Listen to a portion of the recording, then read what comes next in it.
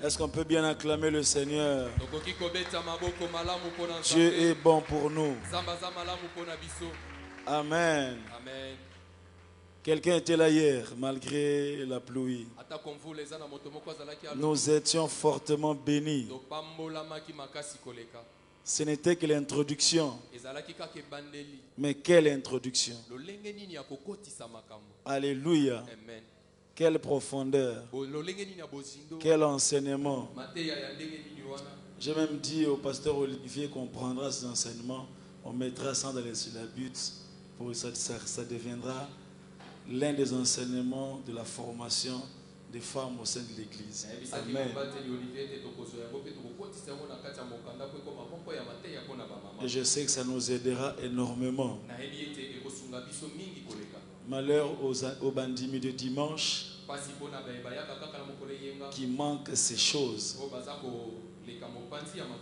Hier, j'ai vécu des choses que j'ai vécues il y a 5 ans passés. En tout cas, sur notre route, je n'avais pas vécu ça. Donc, au moins à 20h, ou 23h passé. Oui, mais ça, c'est grave.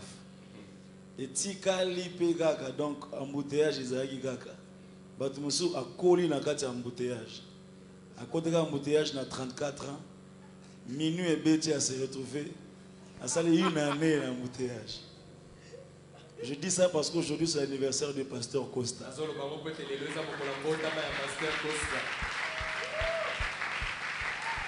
C'est l'anniversaire du papa Hervé de l'intercession.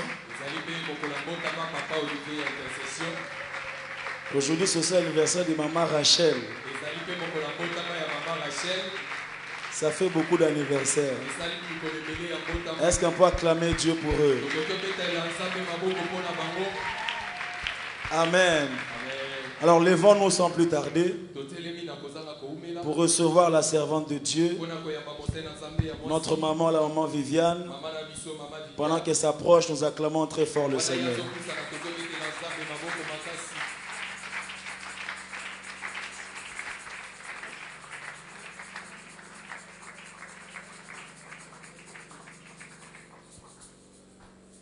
Shalom, peuple de Dieu.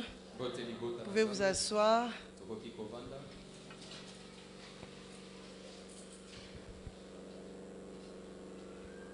Encore une fois, je dis merci au Seigneur pour cette grâce d'être vivante aujourd'hui et de me retrouver au milieu de vous. Et je dis merci encore au couple Moulaja et à toute l'équipe derrière eux. Ok, nous allons continuer avec ce thème.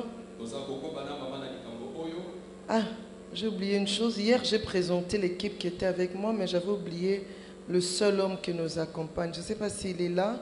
Monsieur Louis, tu es là? Ah oui, oui. Voilà, le frère Louis.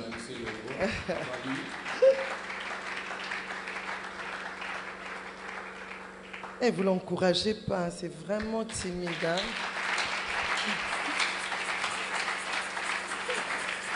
Ok. Alors, nous sommes sur ce thème. Quand la femme se lève. J'ai donné le canevas que nous allions suivre hier. Et hier, nous avons commencé avec le premier point. Le point A, définition de mots. Nous avons défini la femme selon le dictionnaire. Selon la Bible, nous avons pris 4 manières de définir la femme.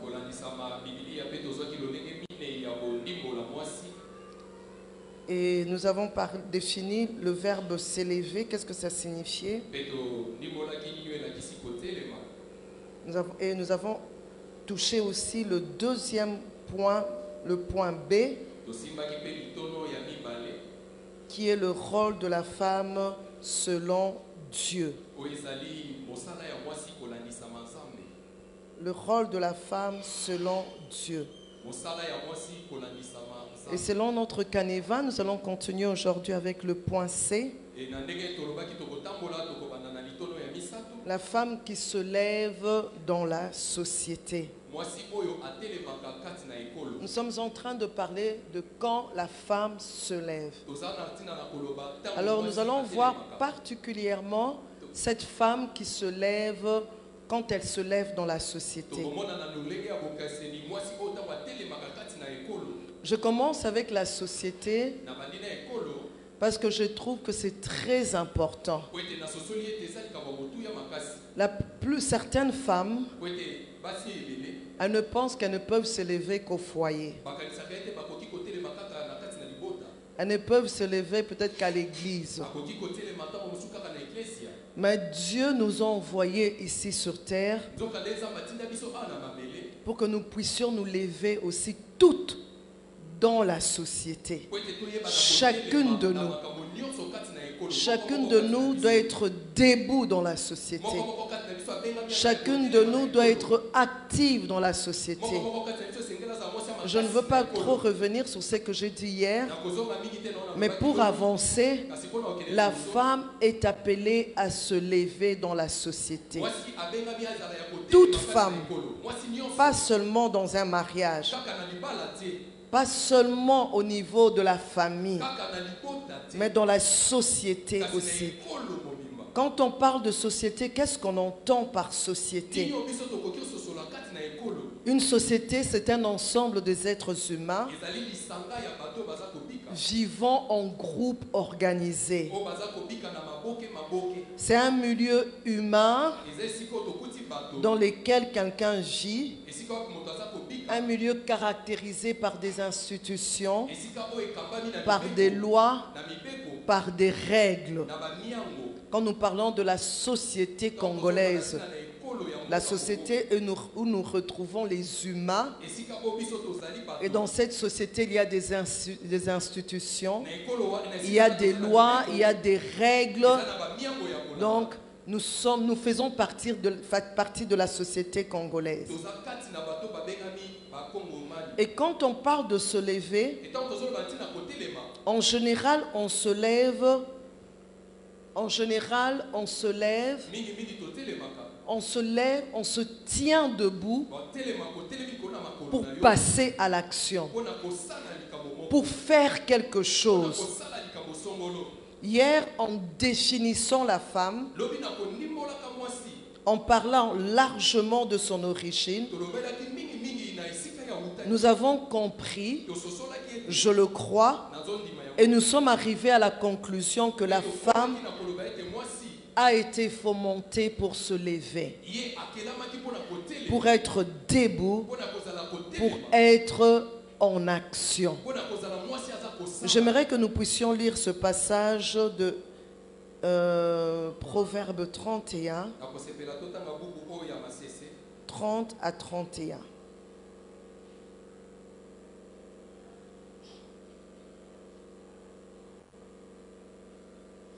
Proverbe 31, 30 à 31.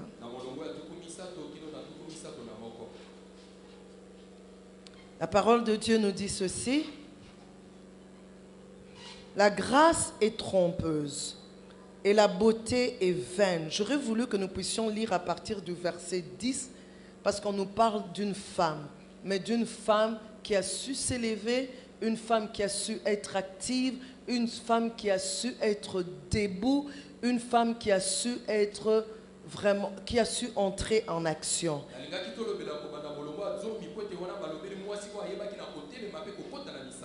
La grâce est trompeuse et la beauté est vaine. La femme qui craint l'Éternel est celle qui sera louée. Récompensez-la du fruit de son travail et qu'on porte ses œuvres la louent. Récompensez-la du fruit de son travail et qu'on porte ses œuvres la louent. Amen. Amen. On est en train de louer une femme. Cette femme, elle vivait dans la société.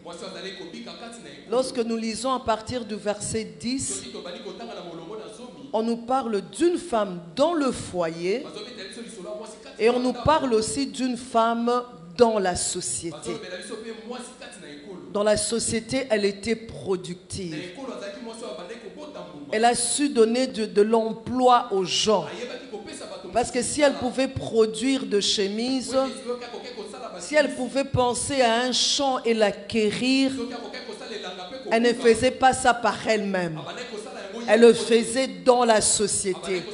Elle produisait dans le champ et la société pouvait profiter de produits de ce champ-là. Elle pouvait confectionner de chemises et les gens pouvaient profiter de ce qu'elle produisait. Donc c'était une femme productive. Dieu a ressenti le besoin de l'homme et il lui a créé une aide semblable. Une aide semblable à lui. Aide. Et une aide donne un appui, un soutien. Donc impossible pour une aide de rester inactive. Tu ne peux pas être active, tu ne peux pas être une aide si tu es inactive. Et une aide, quand elle se lève, elle influence et elle attire le louange sur elle. La femme du Proverbe 31, elle a su attirer les louanges sur elle à cause de ce qu'elle a eu à produire, à cause des actes qu'elle a eu à poser, à cause du fait qu'elle a été une femme qui était debout, une femme qui s'est démarquée dans ce qu'elle faisait. Parce qu'il ne faut pas seulement faire, hein? Il ne faut pas seulement agir, mais il faut se démarquer aussi dans ce qu'on fait. Alors, la grâce est trompeuse, la beauté est vaine. D'abord, celle qui craint l'Éternel, elle est louée.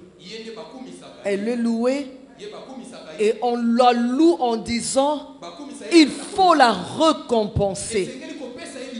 Chaque femme ici sur terre mérite d'être récompensée. Chaque femme ici sur terre mérite d'être louée.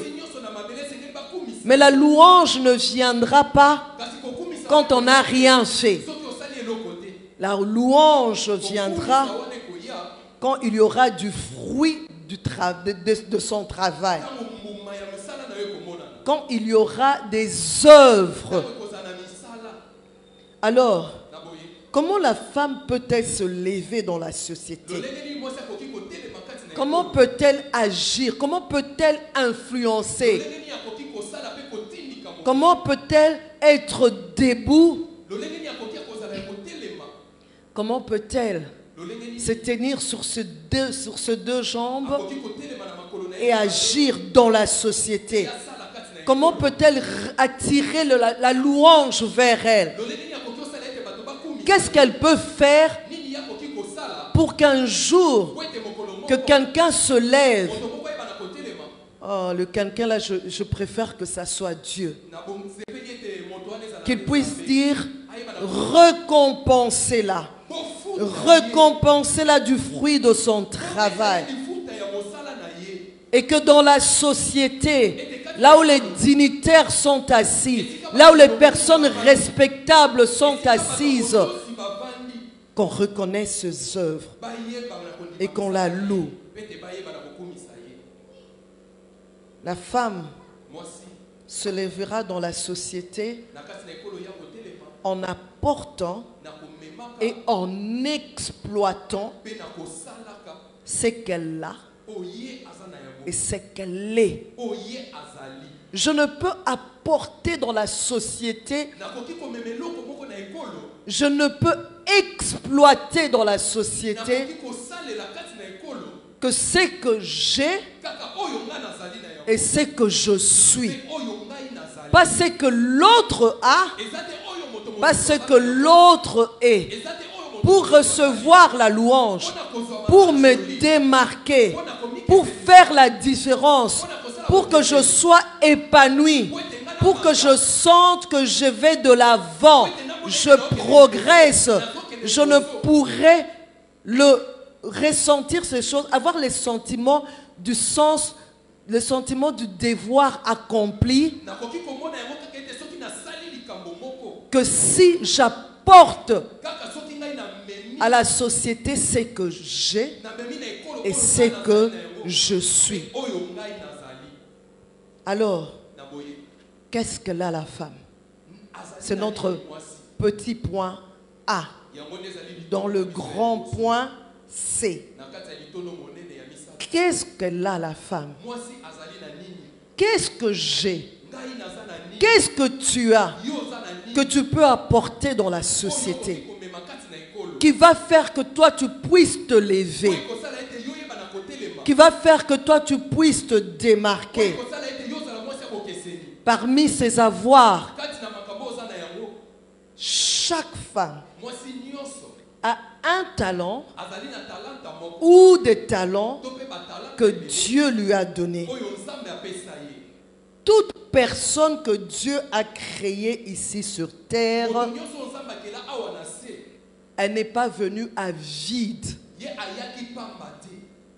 Elle est venue avec des talents. Des talents naturels, innés, ou des talents acquis, selon ce que Dieu a bien voulu lui donner. Parce que notre Dieu, il donne comme il veut. Comme il veut. Et ce que j'aime avec Dieu, c'est qu'il donne, quelle que soit la quantité, c'est toujours suffisant pour faire la différence. C'est toujours suffisant pour qu'un jour, qu'on puisse te louer. C'est toujours suffisant pour que le monde puisse te regarder et dire qu'il y a un Dieu dans les cieux et que réellement tu es son enfant. Parce que notre Dieu est un Dieu responsable. Quand tu es conscient de la grandeur de Dieu, du sérieux de Dieu, même s'il te donnait 0,5 talents, non, tu considéreras cela. Parce qu'il est le Dieu capable. Il est le Dieu fort. Il est El Shaddai. Il peut tout. Il peut bouleverser avec 0,5. Tout comme il peut bouleverser avec 1000. Rien n'est trop difficile pour Dieu. Et il fait chaque chose bonne en son temps. C'est pourquoi, femme, je t'encourage à t'apprécier, à te regarder, à te dire, j'aime ce que Emmanuel, ce chanteur, Emmanuel Moussoko, je me trompe toujours, il va encore me corriger. Emmanuel, ce qu'il dit de lui-même. Je suis le choix parfait et réfléchi de l'Éternel. Chaque femme est le choix parfait et réfléchi de Dieu. Dieu ne peut pas envoyer une quelconque femme ici sur terre. Puisque c'est lui le créateur, ça signifie que chaque femme ici sur terre a quelque chose de particulier dont la société a besoin. Le monde attend. La société attend de voir la particularité que Dieu a mis en toi. Alors, femme, regarde-toi bien. Tu as le physique que tu as justement pour la mission pour laquelle que Dieu t'a envoyé. Tu as la longueur de cheveux qu'il faut. Tu as la taille qu'il faut. Tu as la couleur de peau qu'il faut. Tu as la forme du nez qu'il faut. Tu as les jambes qu'il faut. Il ne faut pas s'inquiéter. J'aurais dû avoir le corps de tel. J'aurais dû avoir et tu as le quotient intellectuel qu'il faut pour la mission qui t'a été confiée. Tu as ce quotient intellectuel-là. Et dans la vie, sache, plus intelligente que toi, il y en aura toujours. Plus belle que toi, il y en aura toujours. Le plus important, ce n'est pas qu'il y ait plus belle que moi, qu'il y ait plus intelligente que moi, mais le plus important que je sois consciente de ce que moi j'ai. De ce que moi j'ai. Parce que c'est ce que j'ai que je vais exploiter. Ce n'est pas ce que l'autre a. Je ne veux pas perdre mon temps à admirer l'autre. Je l'admire. Admirer, c'est quelque chose de bien. Je vais l'admirer. Je vais dire, waouh, elle a vraiment su exploiter ce qu'elle est, ce qu'elle a. Mais moi aussi, je dois arriver à atteindre la dimension d'exploiter ce que j'ai. Si j'ai une tête ronde, j'exploiterai ma coiffure selon ma tête ronde. Je n'exploiterai pas ma coiffure selon la tête ovale je sais pas moi, allongée de quelqu'un. C'est pourquoi il faut que je sois consciente. Viviane, voilà le genre de jambes que tu as. Viviane, voilà le genre de corps que tu as. Viviane, voilà le quotient intellectuel que Dieu t'a donné. Je n'ai pas le quotient intellectuel de faire toujours 80%. J'ai le quotient intellectuel peut-être de faire 55%. Mais ça ne veut pas dire que j'ai échoué dans la vie, que c'est la personne qui fait 80% réussira dans la vie plus que moi. Jamais. Avec mes 55%, Dieu m'a appelé à faire quelque chose. Mais quelle est la chose que Dieu m'a appelé à faire? Alors à ce moment-là, je vais l'exploiter et je veux me distinguer au point que celui qui a fait les 80% à l'école n'est même pas conscient de ce à quoi Dieu l'a appelé, ne sait même pas comment exploiter cette intelligence-là. Et le monde me louera moi. Et elle, on la regardera sans rien dire. Dans le problème, ce n'est pas l'autre. Parce que nous, les femmes, on a ça, ce problème-là. L'autre. Ne t'occupe pas de l'autre. Occupe-toi de toi-même. Occupe-toi de toi-même. Ce n'est pas l'autre. Je n'ai pas réussi dans la vie. Je me suis mal mariée. Qui s'est mal marié? Qui a fait le choix? Mais c'est toi qui as fait le choix. C'est toi qui avais dit oui. Justement, tu as dit oui sans réfléchir, sans prier, sans être consciente de qui tu es. Ce qui fait que quand tu entres dans la chose, quand tout se complique, tu ne sais pas te battre parce que tu ne sais pas qui tu es. Tu as fait le choix d'avoir 6 enfants. L'autre a fait le choix d'avoir un enfant. Tu commences encore à te plaindre. Ah, moi, tous les enfants que j'ai, je n'ai aucun enfant qui peut. Toujours comparaison. Je m'adresse à une femme. Arrête de te comparer. Arrête de te comparer. Comparaison n'est pas raison. Arrête de te comparer. J'aimerais le dire à Lingala, qui paye à yo. C'est quand tu vas te focaliser sur toi-même que tu verras la différence. La femme, Dieu lui a donné des talents. Exode 31, 1 à 6 nous dit. On nous parle d'une personne à qui Dieu a eu à confier de talents. Et Dieu le dit. L'Éternel parla à Moïse et dit. L'Éternel parla à Moïse et dit. Sache que j'ai choisi Betsalil, fils d'Uri, fils de Hur, de la tribu de Juda. Je l'ai rempli de l'Esprit de Dieu, de sagesse, d'intelligence et de savoir pour toutes sortes d'ouvrages. C'est Dieu qui dit, moi Dieu, je l'ai rempli. Et tel que nous sommes là, Dieu nous a remplis. Et il dit, je l'ai rendu capable de faire des inventions, de travailler l'or, l'argent et les reins, de graver les pierres à encenser, de travailler le bois et d'exécuter toutes sortes d'ouvrages. Bezalel, j'espère qu'il le savait, mais au moins lui, il a eu cette révélation-là. Dieu lui a dit, voilà tout ce que j'ai mis en toi. Et cet homme, c'est un être humain comme toi et moi. Il fallait construire. Alors, Dieu lui dit, voilà ce que j'ai mis dans cette personne. Ce passage, c'est juste pour t'encourager, pour te faire comprendre que tu n'es pas vide en toi, qu'il y a des choses en toi, il y a des choses en toi, il y a des talents en toi.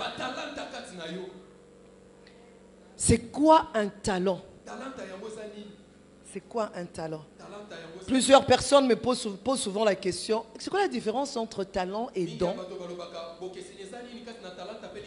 Quand on parle de dons spirituels, les dons spirituels sont attribués aux croyants. Croyants, ceux qui ont eu accepté Jésus-Christ comme Seigneur et Sauveur. On peut lire ça dans Romains 12 au verset 3. Mais les talents, que tu sois croyant, que tu ne sois pas croyant, tu as des talents. Mais les dons spirituels ne sont attribués qu'aux croyants. Et Dieu donne aussi les dons spirituels aux croyants comme il veut, à qui il veut. À certains, il en donne 2, à d'autres, il en donne 3. C'est comme il veut. Mais tous les talents, les dons spirituels, c'est pour l'édification de l'Église. Donc c'est pour ceux qui sont là. Ce n'est pas pour toi, c'est pour l'édification de l'Église. Et les talents que Dieu nous donne, innés, c'est aussi pour les autres. C'est pourquoi tu dois faire l'effort de te découvrir, de savoir ce qu'il y a en toi. Parce que les autres entendent, ils attendent de bénéficier de cela. Et c'est dans la mesure où les autres, toi tu les exprimes, tu les sors, que les autres bénéficient, toi tu t'épanouis. Alléluia. Un talent, c'est une capacité, une habilité, une aptitude naturelle, parce qu'elle peut être naturelle ou acquise. Capacité, habilité, aptitude naturelle ou acquise. J'ai tressé les cheveux de mes filles, mais je n'ai pas le talent. Je sais tresser le cheveu, mais je n'ai pas ce talent. Parce qu'on peut se retrouver à 2. Je tresse 2 personnes. Ma voisine de droite aussi tresse 2 personnes. Mais la société regarde et la société dit non, non, non. Il y a une particularité dans la manière dont la voisine de droite tresse. Wow. Quand elle tresse, c'est comme si c'était une machine qui avait tressé. Mais 10 doigts ont tressé, c'est 10 doigts ont tressé, mais on sait sentir la différence que moi, je suis en train d'apprendre. Ça peut devenir un talent, quelque chose que je veux acquérir. Mais pour elle, c'est inné, elle a ça en elle. Alors quand elle découvre qu'elle a ça en elle, c'est à elle de les exploiter, d'exploiter ce talent-là. Alléluia. Et les talents que Dieu nous a donnés doivent être utilisés pour sa gloire et pour les autres. Une femme qui se lève, parce que nous sommes autour de ce thème, quand la femme se lève, quand une femme se lève, c'est une femme consciente que Dieu lui doit donner de talents. Une femme consciente de ses talents. C'est une femme qui exprime ses talents. Parce que plusieurs se lèvent, mais elles se lèvent pour s'agiter dans tous les sens. Elle se lève pour s'inquiéter. Elle veut se lever, elle veut entrer en action, mais elle n'est pas au bon endroit, elle ne fait pas la bonne chose. Alors elle est en train de s'agiter. Son mari gagne de l'argent, il revient à la maison. Ah tiens, j'ai pu avoir 100 000 $. Sur ce 100 000, je te donne 20 000. Directement dans sa tête, il y a un déclic. Hey! Ma copine était partie à Dubaï. Elle m'a raconté qu'elle avait acheté ça. Elle est revenue. Et elle aussi, elle prend le 20 000. Tu vas aller t'agiter là-bas. Parce qu'est-ce que Dieu t'appelle à aller à Dubaï? Est-ce que toi, tu es appelé à faire comme elle? Est-ce que tu es appelé à faire le commerce comme elle?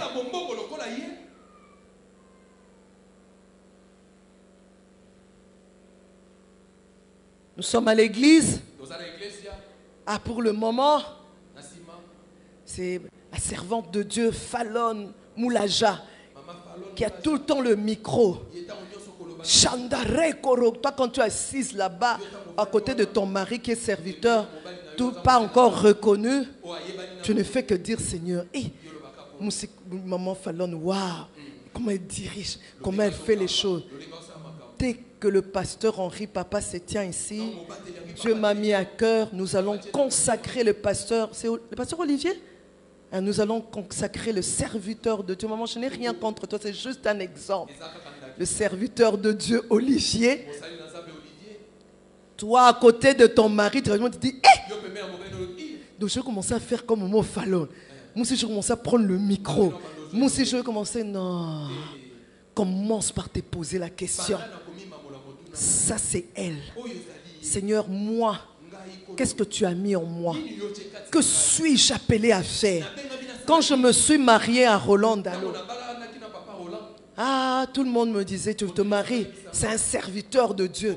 Les serviteurs de Dieu sont pauvres. Les serviteurs de Dieu vivent mal. Les serviteurs de Dieu, ils font beaucoup de sacrifices. Tu as regardé les femmes des serviteurs de Dieu, elles ont toujours l'air tristes, assises sur leur chaise. Comme elles vivent le rôle de femmes de serviteurs de Dieu comme une corvée. Et déjà, converti à l'âge de 20 ans, ce passage de Jérémie 29, 11 me touchait beaucoup. Je connais le projet que je formais sur toi. Projet de paix et non de malheur, afin de te donner de l'avenir et de l'espérance. Gloire à Dieu, Dieu m'a donné des responsables qui m'ont tellement conscientisé sur le choix de Dieu sur moi que j'ai prié. Je disais, Seigneur, à quoi tu m'appelles? Seigneur, qu'est-ce que je suis appelé à faire quoi? À cette époque, j'étais en médecine. Malgré que j'étais en médecine, je dis, Seigneur, est-ce que je suis au bon endroit? C'est vrai que j'ai toujours aimé la médecine. Papa m'en parlait. Ah non, Viviane, tu as l'intelligence, tu peux devenir médecin. Mais une fois converti, après avoir lu ce passage, je me posais la question, suis-je au bon endroit? Est-ce que je fais la bonne chose? Seigneur, tu m'appelles à quoi? Seigneur, c'est quoi mon appel? C'est quoi ma mission? Quels sont les talents qui sont en moi? Quelle est la capacité qu'il y a en moi? Et une fois fiancé, j'ai dit oui à cet homme. Malgré les moqueries, malgré les découragements, je n'ai pas dit oui parce qu'il était serviteur de Dieu. J'ai dit oui parce que j'étais convaincu que c'était lui l'homme que Dieu voulait pour moi. Et il ne m'a poussé à rien. Il n'est pas venu me convaincre. Voilà, je suis Roland Dallot. Parce que c'était quelqu'un qui était très apprécié au milieu de jeunes. J'ai prié. Convaincu que c'était lui, j'ai dit oui. Mais quand j'ai commencé à observer les serviteurs, les couples de serviteurs de Dieu, effectivement, je voyais des femmes, elles avaient l'air tristes, on dirait que c'était une corvée. C'est comme si ça ne marchait pas bien. Et elle regarde son mari avec dédain des fois. Quand son mari est en train de parler, elle a l'air de dire n'importe quoi. Elle est tout le temps, donc tu sens vraiment que le culte c'est authentique, j'ai vu. J'allais dans les familles des serviteurs de Dieu. Les enfants, des problèmes. Alors je me disais, je lis la Bible. Seigneur, ce n'est pas ce que ta parole me dit. Seigneur, tu me demandes d'épouser un homme qui va te servir à temps plein. Seigneur, quel est le rôle que je dois jouer? Seigneur, qu'est-ce que je suis appelé à faire? Qu'est-ce que je suis appelé à devenir? Et à cette époque-là, déjà, on a fermé l'Unikin. Finalement, je me retrouve en première année graduat en économie. Regardez seulement, et suis bien mon parcours, hein. Médecine, économie. Parce qu'à ce moment-là, UPC, je fais partie de la première promotion en économie de l'UPC. Alors, j'arrive là-bas. Je me dis, non, peut-être que je peux faire l'économie parce qu'une amie qui m'a parlé, viens à l'UPC, peut-être que ça ira. J'ai prié, pas très sûr, je suis arrivé en économie. Je suis arrivé là. C'est pour dire, ça ne veut pas dire parce que ça marche que tu es au bon endroit. Ce n'est pas parce que ça marche que tu es au bon endroit. J'ai réussi. Mais je n'étais pas au bon endroit. Et j'ai prié. Déjà, je me suis mariée, j'ai accepté de me... Et avant de me marier, je disais, Seigneur, la Bible que moi je lis, tu connais le projet que tu as formé pour moi. Projet de paix et non de malheur. Ce n'est pas monsieur Malemba qui connaît. Ce n'est pas madame Malemba qui connaît. Mais c'est toi. Seigneur, je m'en remets à toi. Seigneur, donne-moi. Seigneur, je vois tous ces serviteurs, je refuse. Je ne serai jamais ce genre de couple que je suis en train de voir là. Je ne serai jamais ce genre de femme, des serviteurs de Dieu. Seigneur, je veux jouir de cette mission que toi tu me donnes. Je veux jouir des responsabilités que toi tu me confies. Seigneur, pourquoi tu me maries seulement Roland Dallot? Je bénis Dieu pour les responsables. C'est là quand on parle, quand Dieu place quelqu'un ici et que cette personne est en train de parler au nom de Dieu, écoute bien et mets en pratique. Parce que Dieu est en train de t'amener dans ta destinée. Il est en train de te dire, change, corrige, arrête, va de l'avant, avance, ou bien arrête-toi, repens-toi, continue ta marche. Je bénis Dieu pour ses responsables. Et j'ai compris. J'ai dit, Seigneur, il y aura des serviteurs de Dieu au Congo. Mais moi, je ferai la différence. Roland fera la différence. Seigneur, donne-moi le discernement sur la particularité du ministère de mon mari. J'ai vu que mon mari était très attaché aux jeunes. Et jusqu'à aujourd'hui, du haut de ses 56 ans, il a toujours une influence sur les jeunes pasteurs, les jeunes serviteurs de Dieu. C'est sa particularité. Et j'ai vu aussi, Dieu l'appelle, c'est à fortifier les familles. Il a cet appel-là, sa particularité. Restauration des familles. Il a ça. J'ai commencé à observer. Ça n'a pas été facile pour moi. Je n'étais pas habituée aux choses spirituelles. Je suis arrivée, j'avais mon caractère, j'avais des choses qu'il fallait que je laisse tomber. Mais j'étais déterminée. Je priais. J'ai dit, moi, Viviane, je serai source de bénédiction pour cet homme. Qu'est-ce que je peux faire? Qu'est-ce que je peux lui apporter? J'ai regardé les talents que j'avais en moi. À un moment donné, pas de moyen. Difficile de nouer le deux bouts de moi. Je me rappelle, puisque j'avais la grâce, je savais que j'avais ce talent de vendre. Moi, quand je vends, ça s'achète.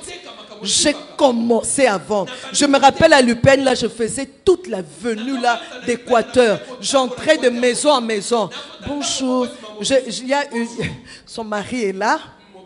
Il y a eu petite sœur. Elle vendait, elle allait à Brazza. Et je lui demandais, dis-moi un peu, comment tu fais? Je n'avais pas les moyens. Et je lui disais, est-ce que tu peux me donner quelques de tes articles à un prix bas et moi j'irai revendre? Je te rembourserai ton argent et moi je vais garder mon bénéfice. Je dis, oui, maman Viviane, il n'y a pas de problème. Commence avec ça et même je vais t'aider. Je pourrais commencer à acheter les pagnes avec toi. Je rencontre encore une autre personne. C'était la fille de notre bailleur. Son mari, il vendait des t-shirts. Je lui dis, est-ce que je peux en avoir 20? Il me regardait comme pour dire, toi tu sauras vendre 20 polos. Alors, je ciblais, quand on allait à la jeunesse, je ciblais, je dis, Saint-Esprit, montre-moi les jeunes filles qui peuvent m'aider ici. Je les appelle à la maison. Quand elles viennent, je leur remets les t-shirts. Et j'aidais mon mari de cette main. Je me disais, je ne serais pas ce genre de femme, de serviteur de Dieu qui ne fait que se plaindre. Depuis qu'on a commencé cette église, il n'y a pas d'argent. Depuis qu'on a commencé cette église, rien ne marche. Depuis qu'on a commencé cette église, toujours beaucoup de sacrifices. Je disais, ma manière à moi de contribuer, ça serait de soutenir aussi cet homme. Parce que j'ai pris conscience de qui j'étais, de ce que je pouvais faire. Et je me suis dit, je ne sais peut-être pas prêcher la parole. Je ne maîtrise peut-être pas la Bible, mais la prière, j'observais bien mon Roland là. Je disais, Roland, Je dis, quand il prêche, j'étais assise. J'écrivais. Je sais, Roland, son quotient intellectuel est plus élevé que le mien. Mais j'étais consciente aussi que j'ai un quotient intellectuel qui peut permettre, quand tu t'assois, je fais une analyse sur ton message, tu comprends que oui, là je dois corriger, là je ne dois pas corriger. Pas de complexe. J'étais là, j'écrivais. Et quand je rentrais, quand il rentre, je dis, Roland, dis-moi un peu, est-ce qu'en français on dit ça? Ce n'est pas plutôt ça. Parce que quand on parle au chef, on ne parle pas n'importe comment. Il faut avoir les mots. Hein? Il ne faut pas tout le temps, tu n'as pas bien parlé. Je dis, Roland, dis-moi un peu. Et je dis, l'autre fois, tu avais donné cette illustration. On dirait que tu n'as pas bien donné la... C'est le même. Il me dit, non. Elle a dit, Viviane, quand une histoire se passe dans la vie d'une personne, ça dépend de l'angle dans lequel toi tu vis l'histoire. Vrai ou faux? Moi, je regarde de ce côté, je vois l'événement de ce côté, et toi, tu regardes de ce côté-là. Nous pouvons parler du même événement, mais pas dans les mêmes détails. Les détails que, je dis, alors je dis, moi, j'étais sûrement de l'autre côté. Et toi, tu étais de l'autre côté. C'est pourquoi. Et j'ai commencé à comprendre. J'ai commencé à comprendre et je l'ai aidé. J'ai contribué. Et de cette manière-là, lui aussi, à son tour aussi, il était source de bénédiction pour moi. Mais je ne veux pas aller de ce côté parce que nous sommes en train de parler quand la femme, et j'ai continué comme ça. Les femmes, vous n'êtes pas contentes, hein? Ça se voit. Donc, savoir être consciente de ce qu'on a. Parce que quand on entre, comme je l'avais dit, c'est là que j'avais commencé, sans savoir ce qu'on a, sans savoir ce qu'on est, on dérange. On dérange.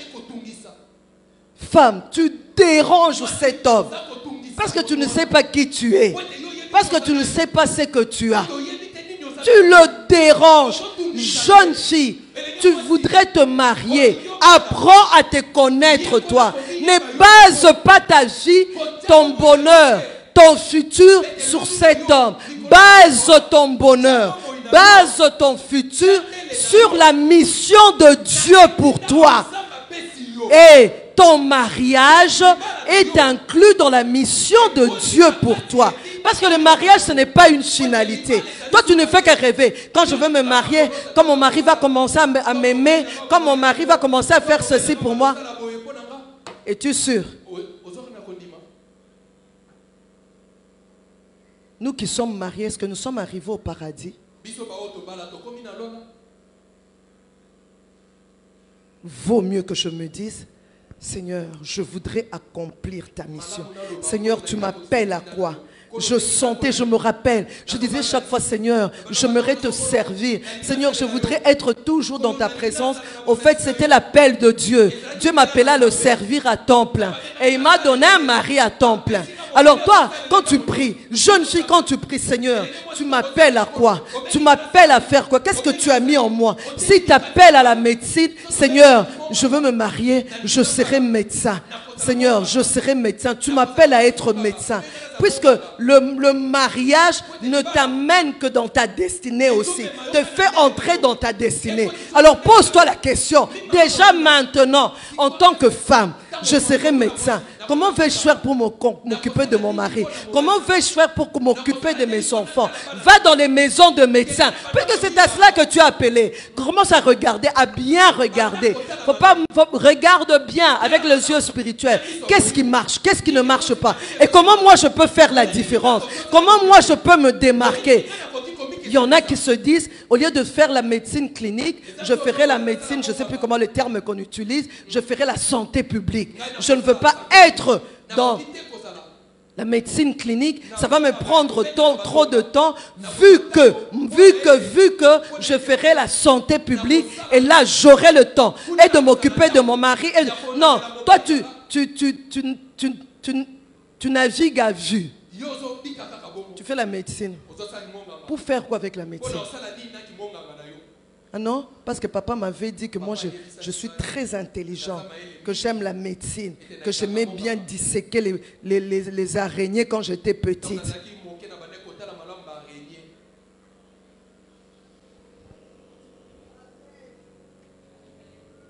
Alors, sois consciente de tes talents.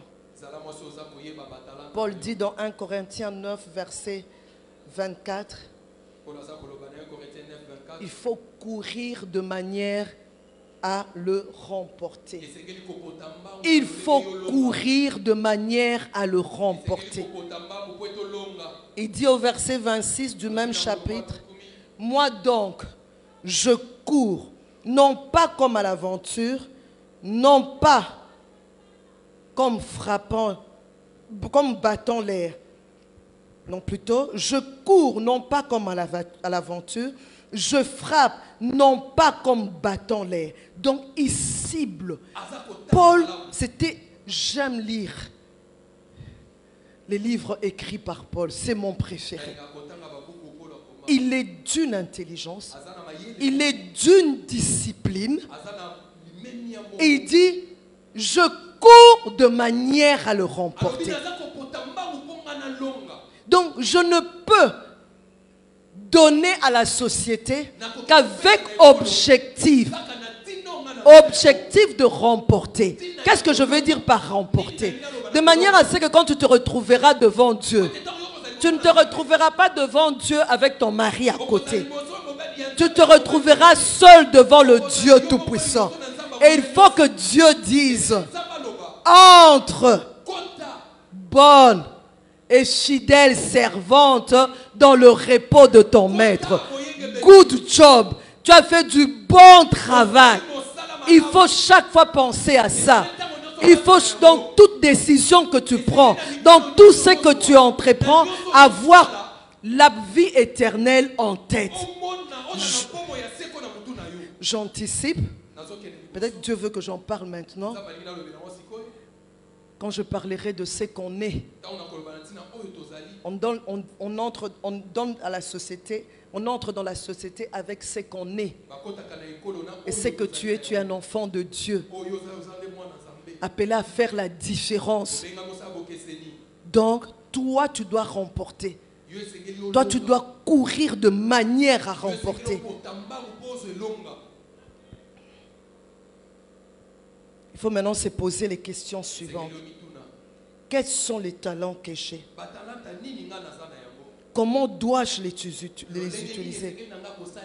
Parce qu'au-delà de les connaître, ce qui est important, c'est ce que je choisis de faire avec ces talents. La décision de les exprimer, la décision de les cultiver est un choix personnel. C'est pourquoi on parle de se lever. C'est à toi de décider. Les talents sont là. Aucun de nous ne peut dire, prétendre que moi je n'ai pas de talent. Non, non, non, tu en as. Rentre en toi-même. Va devant dans la présence de Dieu. Demande au Saint-Esprit. Tu m'as, Seigneur, quels sont les talents qui sont en moi? Qu'est-ce que j'ai? Qu'est-ce que tu as mis en moi? Alors, une fois que tu prends connaissance de cela, maintenant tu dois te lever. Tu dois prendre la décision. Je dois exprimer mes talents. Nadège Mbouma ne serait pas Nadège Mbouma si elle n'avait pas exprimé ses talents. Si elle n'avait pas cultivé ses talents, elle ne serait pas Nadège Mbouma. C'est lorsque tu te lèves, tu acceptes d'utiliser tes talents, que tu deviens toi-même. Non seulement que tu deviens toi-même, tu deviens unique. Non seulement que tu deviens unique, ta vie se transforme et devient satisfaisante. Tu impactes. Tu es satisfait. Tu es satisfaite. Je me sens bien parce que je suis dans mon élément. Dieu aime que nous puissions exprimer nos talents. J'aime ce que quelqu'un a dit. Le succès, c'est la combinaison d'un talent et l'engagement à l'exploiter. Le succès, c'est la combinaison de ces deux choses-là. Le talent et la décision l'engagement d'exploiter ces talents-là. Alors, c'est complètement inutile de passer du temps à se demander, est-ce que j'ai assez de talent pour réussir? Je vais te dire une chose. Aussitôt que tu aimes pratiquer une tâche, sache que tu as suffisamment de talent pour faire cette chose-là. J'ai toujours aimé une des prédications de mon mari. Ma frustration, ma vocation. Toutes ces choses qui te frustrent.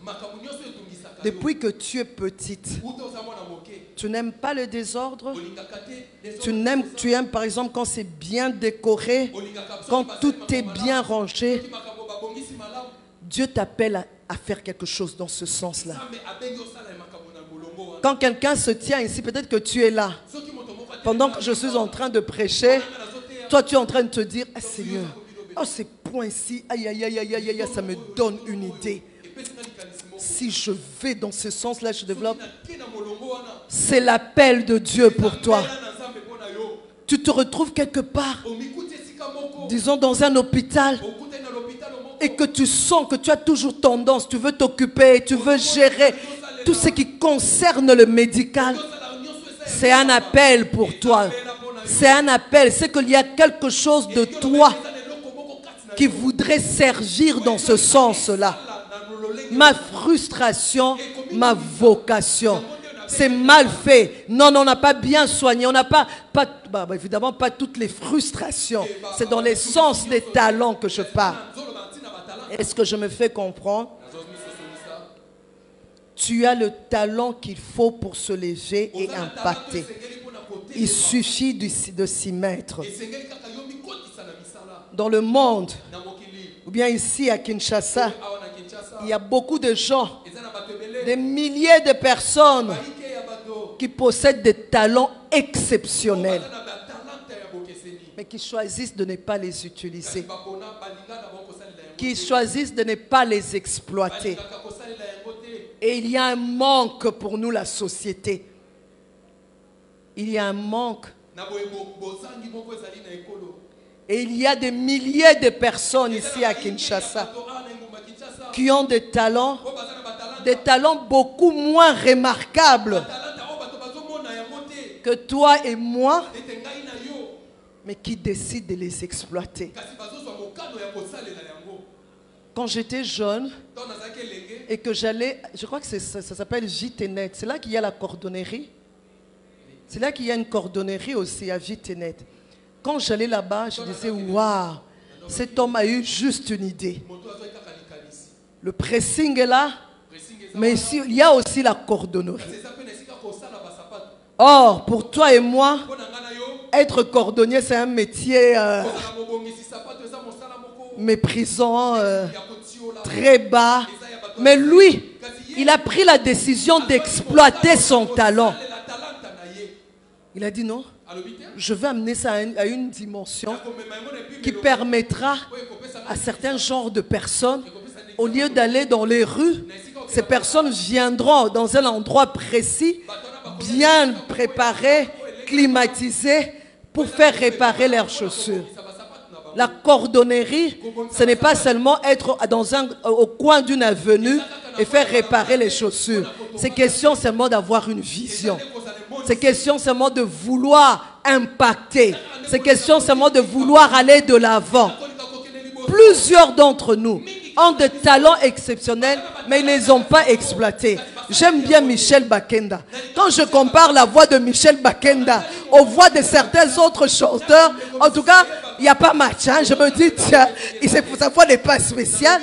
Sa voix mais il a pris la décision. Il a dit, je sais quand même chanter.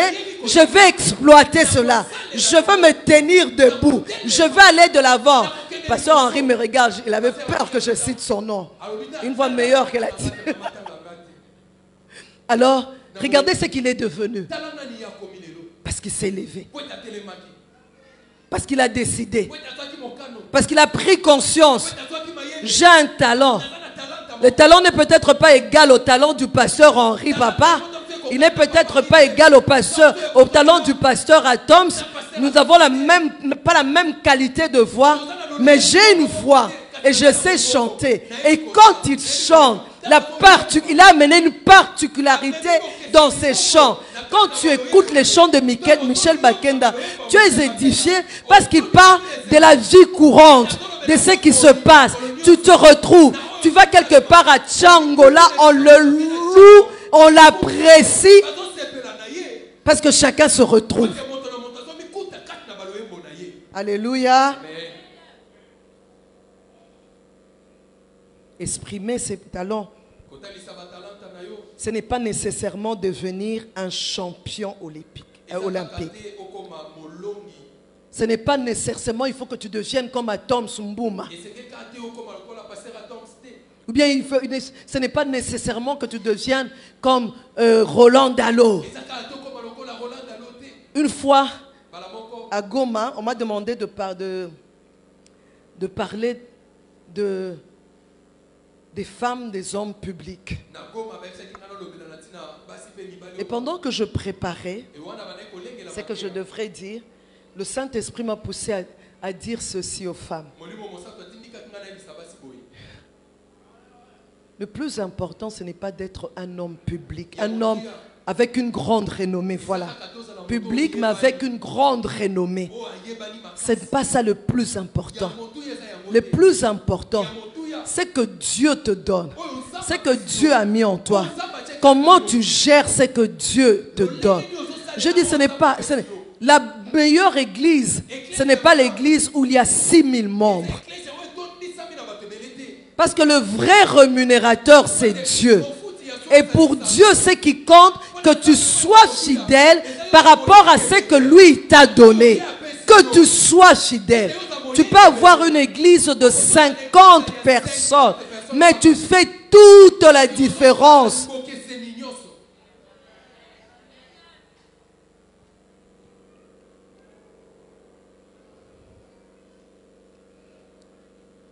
Il y a des cordonniers, de vendeurs de voitures, des photographes qui sont des maîtres dans leur domaine et qui sont heureux de se lever chaque matin pour utiliser les talents dont Dieu les a pourvus. Les femmes, levons-nous, découvrons nos talents, exploitons nos talents. Et n'exploitons pas nos talents par rapport à un homme. Et exploitons nos talents par rapport à l'appel de Dieu pour nous. Exploitons ce que Dieu a mis en nous par rapport à nous-mêmes. Par rapport à la voisine. J'aimerais vraiment insister, j'aimerais qu'une femme comprenne cela. Ne perds pas ton temps à chercher le bonheur venant d'un homme. Les pauvres hommes, ils ne sont pas là pour nous donner le bonheur, parce qu'eux aussi cherchent le bonheur.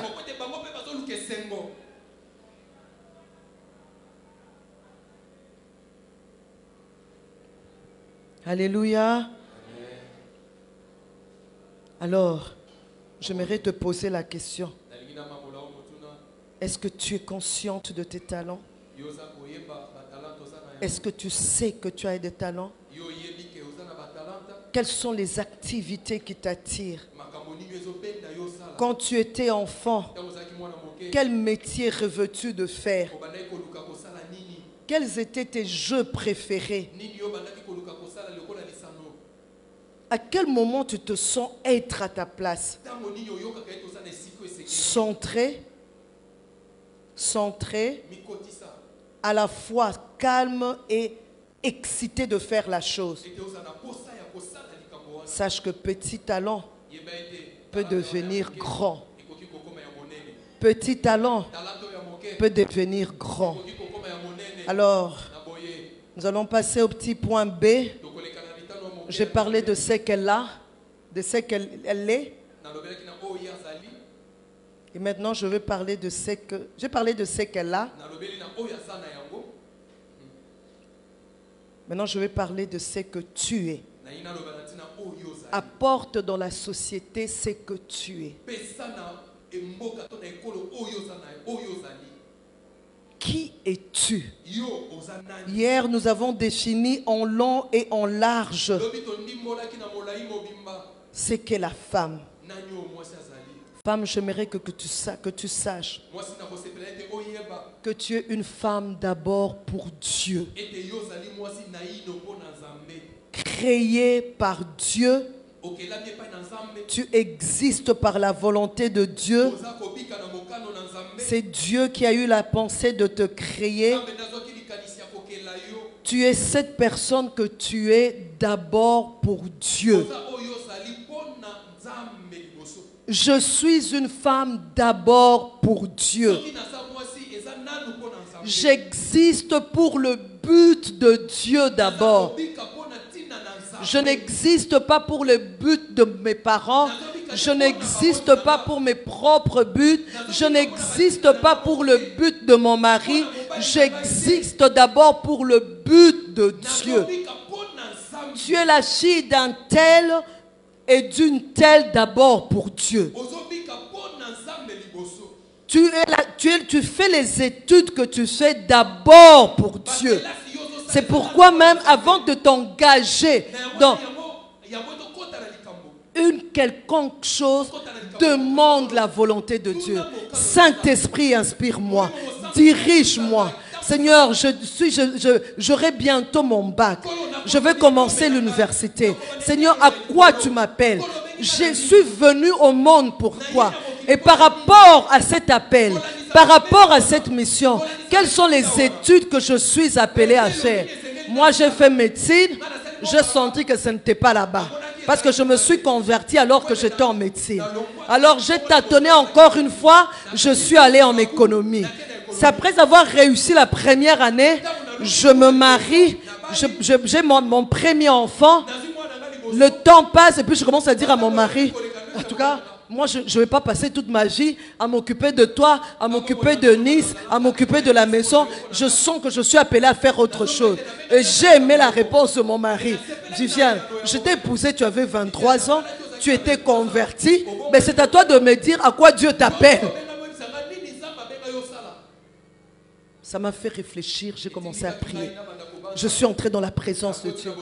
Je suis rentré vers mon mari, je lui ai dit, je rentre à l'UPC. Pas de problème, je vais payer le Minerval, je vais tout faire. Il est allé, il a fait toutes les démarches. J'ai prié, j'arrive à l'UPC. Le premier jour, j'entre à l'auditoire. Mes collègues d'université, ils étaient contents de me revoir. Je me mets, le cours commence. Je sens que je ne suis pas au bon endroit. J'étais mal à l'aise. Je demandais, Seigneur, c'est quoi le problème? Pourquoi je me sens mal à l'aise encore? Je croyais qu'il fallait que je reprenne mes études. J'étais tellement mal à l'aise que calmement, sans faire du bruit, j'ai pris mes clics et mes claques, je suis rentré à la maison. Mon mari qui arrive, qui me demande, mais tiens, les cours sont déjà terminés. Non, je lui ai dit, je n'étais pas au bon endroit. Ah bon? Tout ce que tu as fait là, tu n'es pas au bon endroit. J'ai un mari qui me fait toujours réfléchir. J'aime. Il ne me facilite pas la tâche. Il veut toujours, il me le dit. Viviane, je veux que tout ce que toi tu fais dans la vie, que tu puisses en être fier. Non pas parce que moi je t'ai poussé, mais parce que toi-même tu as pris conscience et tu as agi. J'ai dit, bon ok. J'ai dit, je ne comprends pas, mais je vais prier, je te dirai quoi. Entre-temps, l'église, les pasteurs titulaires nous proposent d'aller faire des études de théologie à Nairobi. Mon mari m'en parle. Je lui dis, Roland, moi la théologie, toi oui. Mais qu'est-ce que moi je vais aller faire là-bas? Moi je ne suis pas appelé à faire la théologie. En tout cas, il a dit qu'il a prié. Ils sont que nous deux, nous devons faire la théologie. Je dis, c'est Roland, non, moi j'étais la théologie, étudier la Bible. Donc je vais passer 4 ans de je vais étudier la Bible. Qu'est-ce qu'on va étudier dans la Bible? Roland, ça c'est pour toi. Il a dit, bon, vas-y, prie. Moi je te dis ce que lui il a dit. J'ai prié, je suis rentré vers lui. J'ai réfléchi. J'ai dit, Roland, je suis d'accord, on y va. Les premiers jours où j'ai mis mes pieds dans cet auditoire, là-bas à Nairobi, je suis que j'étais au bon endroit. Je me suis dit, ici c'est mon endroit, ici c'est ma place. J'ai eu 2 accouchements, mais j'ai bien travaillé, j'ai bien évolué. J'ai compris que j'avais un appel à ce moment-là. Vous voyez comment le Dieu dirige les choses, mais c'est dans la mesure où toi-même tu sais qui tu es. Je suis d'abord femme pour Dieu. Je ne suis pas d'abord femme pour Roland. Je ne suis pas d'abord femme pour Eunice, Rowan et Gloria et Johanna. Je suis d'abord femme pour Dieu. J'ai le mari que j'ai pour Dieu d'abord. J'entre dans le mariage pour Dieu d'abord. Ce qui signifie je ne peux pas entrer dans le mariage n'importe comment. Parce que j'entre dans le mariage pour Dieu. Je suis avec mon mari et aux côtés de mon mari. Je suis avec lui dans la mission que Dieu lui a confiée. J'accomplis, je m'imprègne de la mission. Je suis une aide pour lui. Je m'applique. Mais en même temps, je suis aux côtés de mon mari. Je suis une personne à part entière, avec des talents, avec d'autres appels que je suis appelé à exploiter. D'abord pour Dieu. Une femme d'abord pour Dieu.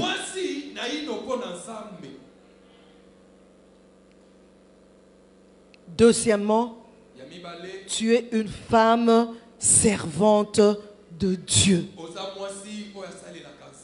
Nous sommes en train de... Je donne à la société ce que je suis. Je suis une femme d'abord pour Dieu. Alors je ne fais pas n'importe quoi.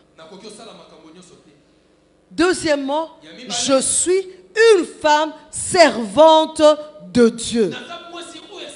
C'est ce que je suis. Puisque j'ai accepté Jésus-Christ comme Seigneur et Frère, c'est ce que je suis. Dieu m'a envoyé ici sur terre pour défendre les intérêts de Dieu. C'est pourquoi je suis servante de Dieu. Et une servante de Dieu, ce n'est pas seulement celle qui prend le micro. Servante de Dieu, c'est celle qui a accepté Jésus-Christ comme Seigneur et Sauveur. Tu es servante de Dieu.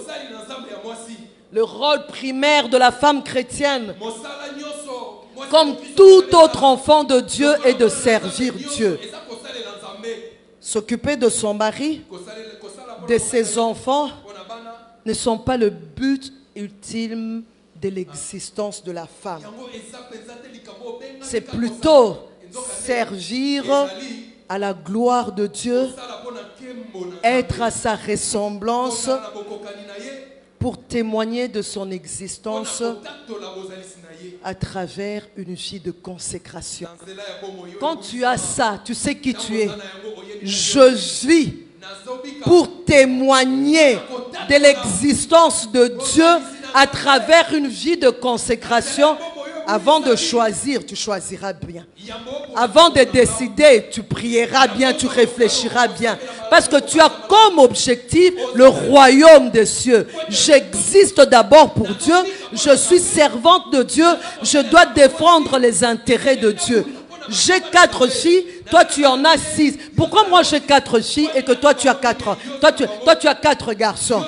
Pourquoi elle a 4 garçons et toi tu n'as que 2 enfants? Une fille et un garçon. Pourquoi tous nous n'avons pas le même nombre d'enfants? À chacune de l'autre selon la capacité que Dieu lui a donnée. Dieu m'a donné 4 filles, non pas pour moi. Il m'a donné les 4 filles d'abord pour lui. En éduquant mes enfants, je dois défendre les intérêts de Dieu. Je me suis toujours battue, je continue de me battre parce que dans l'éducation de mes enfants, dans les projets que j'ai pour mes enfants, l'objectif que Eunice hérite du royaume des cieux, que Rowan hérite du royaume des cieux, que Gloria hérite du royaume des cieux, que Johanna hérite du royaume des cieux, parce que je dois défendre les intérêts de Dieu, même avec ces enfants-là.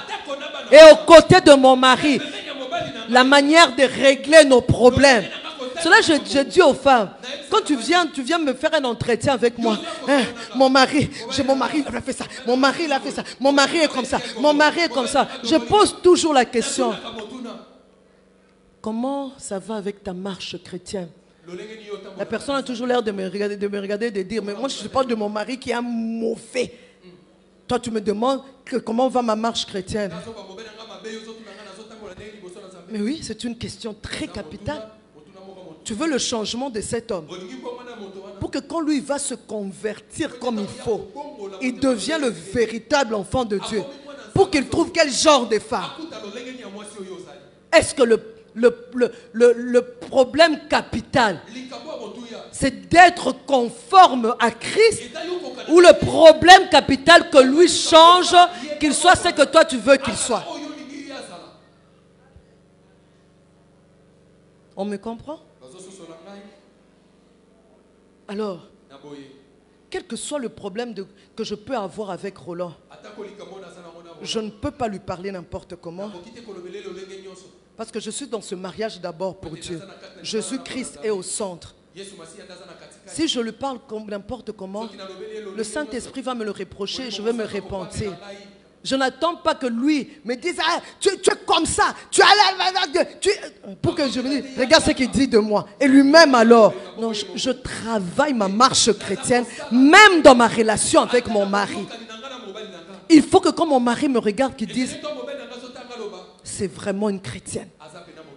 Elle défend les intérêts de Dieu. Je ne cautionne pas les mal. Nous ne sommes pas, Roland Dallot et moi, association des malfaiteurs. En public, nous paraissons très spirituels, mais quand on est nous deux, il cautionne le mensonge, je cautionne le mensonge. Il cautionne le péché, je cautionne le péché. Lui se lève. Non, Viviane, je ne suis pas d'accord avec toi. Et je ne pense pas que Dieu est d'accord avec toi. Oui, il faut qu'il me le dise. Il faut aussi que moi je le lui dise. En tout cas, là, j'ai l'impression qu'on s'écarte. Parce que je suis là pour défendre les intérêts de Dieu. Et il est là aussi pour défendre les intérêts de Dieu.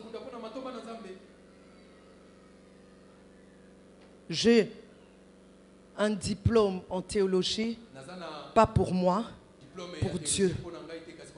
Tu as un doctorat, pas pour toi, pour Dieu. Tu fais les études que tu fais, pas pour toi, pour Dieu d'abord. Dieu doit trouver ses intérêts dedans. Quel que soit le problème que tu rencontres, tu ne les résous pas n'importe comment. Parce qu'au fait, le problème, il faut apporter la bonne solution pour résoudre le problème, pour enlever le problème. Alors je ne résous pas les problèmes n'importe comment. Je les résous d'abord que Dieu soit content. De manière à ce que Dieu soit content. Alors pour terminer, tu es une femme au service de Dieu. Tu es une femme d'abord pour Dieu, une femme servante de Dieu, parce que le but ultime de ton existence, c'est de mener une vie de consécration à la gloire de Dieu. Une femme au service de Dieu, parce qu'avec ou sans mari, j'insiste beaucoup sur le mari. Il y a peut-être quelqu'un qui se dit, ah, elle parle tout le temps de mari, c'est quoi les hommes? Ah oui, je vais encore reposer, parce que toutes les femmes qui sont là aujourd'hui, elles n'étaient pas là hier. Je vais encore reposer la question. Quelle est la femme au milieu de nous? Pour elle, l'homme, elle a pris la décision. Moi, les hommes, je ne me marierai pas. Toutes, nous soupirons. L'homme. Je veux un homme. Il y en a même qui deviennent veuves à 50 ans, 60 ans, mais seraient mariés. Il y en a qui atteignent 45 ans, mais veulent seulement l'homme. Alors, vaut mieux pour toi t'aligner selon les principes de Dieu pour être épanoui. Parce que toutes ces personnes mariées là que tu vois, si tu essayes de savoir ce qui se passe dans les vies de couple là, tu verras que le mariage, ce n'est pas ça le bonheur. Oui. Avec ou sans mari, femme, Tu es servante de Dieu d'abord. Tu es servante de Dieu. Ne vis jamais en attendant un mari. Ne vis jamais en attendant un homme. Et même dans le mariage, ne vis pas en attendant qu'il devienne parfait. En attendant qu'il devienne ce que moi j'aimerais qu'il soit. J'aime mon mari. Si c'était à recommencer, c'est à Roland Dallot que je dirais encore oui. Je l'aime. Des fois, quand je le regarde, il a 56 ans. Quand je le regarde, je dis waouh, Seigneur, j'aime encore Roland. Mon cœur bouillonne encore. La flamme est encore forte. Je l'aime. J'aime son physique. J'aime sa manière d'être attentionné. Je l'aime. Mais je me dis, je ne suis pas venu au monde pour Roland, je suis venu au monde pour Dieu. Je suis venu au monde pour lui.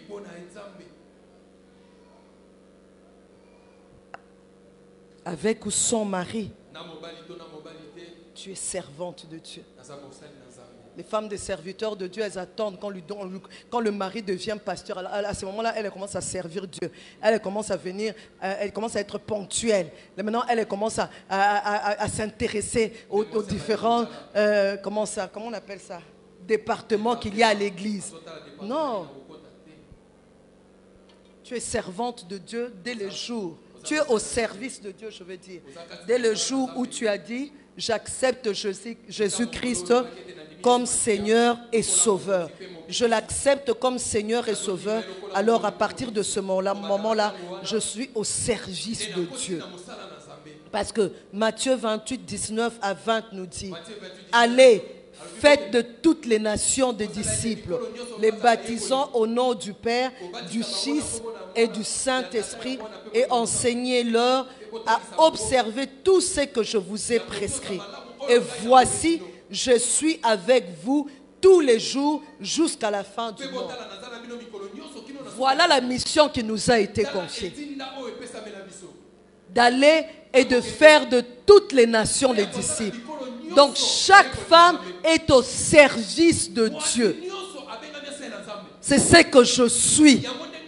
Et quand je suis dans la société, avec les talents que Dieu m'a donnés, avec la mission que Dieu m'a confiée, je présente au monde ce que je suis. Au travers de moi, on doit voir le Dieu Tout-Puissant. Les gens doivent regarder et dire, il y a un Dieu dans les cieux et que réellement elle est sa servante. On doit regarder ton mariage et dire, oui, il y a un Dieu dans les cieux. Elle est réellement la servante de l'Éternel. Pas par rapport à ton mari. Pas par rapport au pasteur. Par rapport à toi-même. Toi-même la femme. Toi-même la femme. Nous faisons souffrir nos hommes. Nous voulons toujours tout autour des hommes, autour des hommes. Je suivis une émission, c'était par hasard. Je suis tombé sur cette émission. Je suis tombé sur cette émission à la télé. Juste au moment où je tombe sur l'émission, le monsieur est en train de dire, eh bien, je n'arrive pas à vous comprendre, vous les femmes. Il y avait plusieurs femmes sur le plateau. Je n'arrive pas à vous comprendre. C'est comme si nous, on avait quelque chose qui vous appartenait. Les hommes n'ont rien qui nous appartient.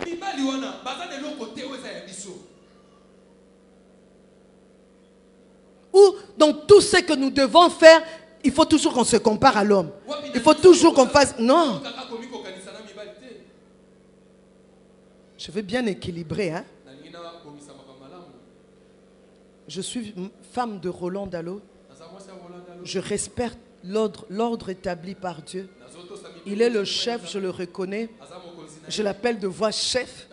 Des fois même je blague, je dis Roland, waouh, qu'est-ce que c'est beau d'être chef. C'est pourquoi dans la vie il faut être chef même à un moment donné. Je suis chef des Yvette. Tous mes petits là, je suis leur chef. J'exerce un peu la chefferie. Hein? Je suis chef de mes enfants. Et dans la vie, il faut être quand même un peu chef aussi quelque part, un tout petit peu. Dans mon atelier de couture, je suis chef. Quand j'arrive chez moi, il y a le chef des chefs. Chez moi, c'est mon mari qui est chef. Alors quand il parle, parce que des fois je dis, ah, Roland, est-ce que si c'était toi, à ma place, tu allais agir? Et puis moi-même je me réponds, Viviane, lui il est chef. Il y a toujours une différence entre le chef et le subalterne. Vrai ou faux? Il y a toujours une différence. Alors,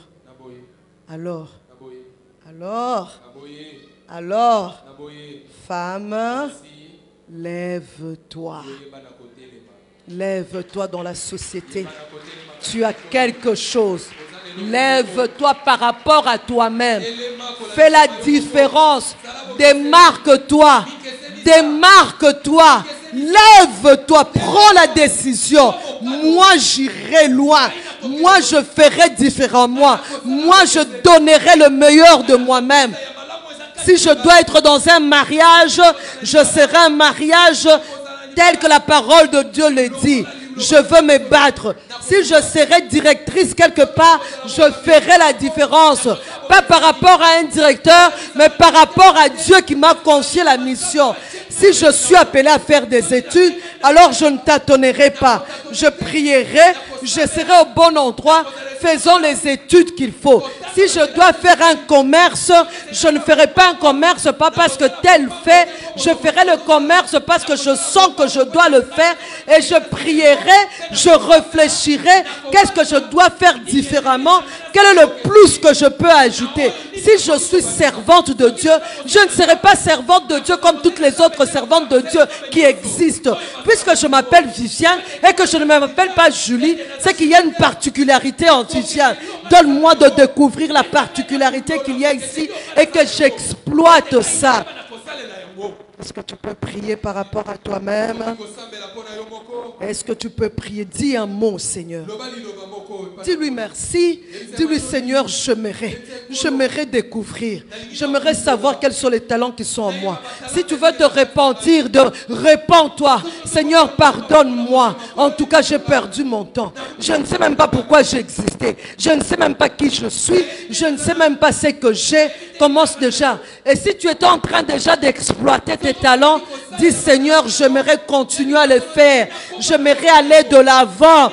Seigneur, j'aimerais mieux faire. J'aimerais rectifier. J'aimerais recadrer les choses. Alléluia. Alléluia. Vas-y, parle à Dieu. Tu n'as pas besoin de crier. Prends vraiment ton temps. Reste calme. Revois la parole. Revois encore la parole. Laisse le Saint-Esprit faire monter des choses en toi. Et parle à Dieu calmement. Parle-lui calmement. Dis-lui, Seigneur, je ne suis pas n'importe qui. Tu ne peux pas m'envoyer ici sur terre, Seigneur, pour que je sois ce que je suis là.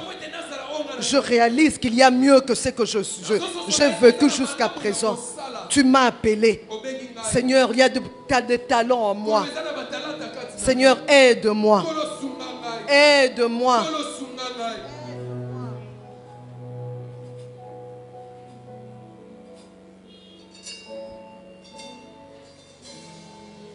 Est-ce qu'on peut se lever quelques minutes, s'il vous plaît?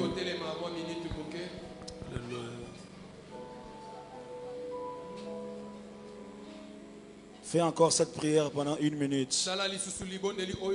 Je sais que tu as mis en moi des choses, des talents et des capacités. Je vis pour toi. Je marche pour toi. Je ne dépends pas des hommes. Ces messages ne concernent pas seulement les femmes. Ça nous concerne nous tous. Nous risquons de vivre sur cette terre sans accomplir les besoins de Dieu. Si nous ne comprenons pas le sens des choses. Tu as 1 minute pour prier au nom de Jésus. Alléluia, alléluia, alléluia. Oh Seigneur. Merci Seigneur pour ta parole. Merci pour ta parole. Merci pour ta parole. Merci pour ta parole. Merci pour ta parole. Merci parce que ce soir, tu as réveillé quelqu'un. Tu as recadré une vie. Tu as structuré les choses. Merci parce qu'aujourd'hui, tu nous as rappelé tes desseins. Ce que j'ai est spécial. Ce que j'ai est particulier. Et c'est sur base de ça que je vais marquer mon temps et ma génération. Bénis ta servante, Seigneur. Arrose-la encore, oh Dieu. Et nous croyons qu'avec toi, nous irons de gloire en gloire. Ce soir, tu as brisé des forteresses. Ce soir, tu as délivré quelqu'un. Ce soir, tu as restauré une vie. Quelqu'un qui était englouti, qui attendait, qui croisait les bras. Il s'est réveillé en disant, je vis pour Dieu. Je me lèverai, j'agirai. Je ferai des choses. Je n'attendrai pas. Merci éternel. Nous t'acclamons et nous poussons des cris de joie. Nous t'acclamons et nous poussons des cris de joie. Nous t'acclamons et nous poussons des cris de joie. Nous t'acclamons et nous poussons des cris de joie. Merci Seigneur. Amen. Amen, amen. Bon, nous rasseoir quelques minutes. Quelqu'un a été béni ce soir. Oh, dis à ton voisin, je suis béni. Amen, amen. Alors prends une bonne offrande.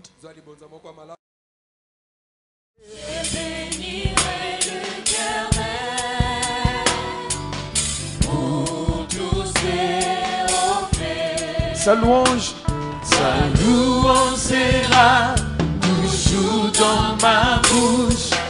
Je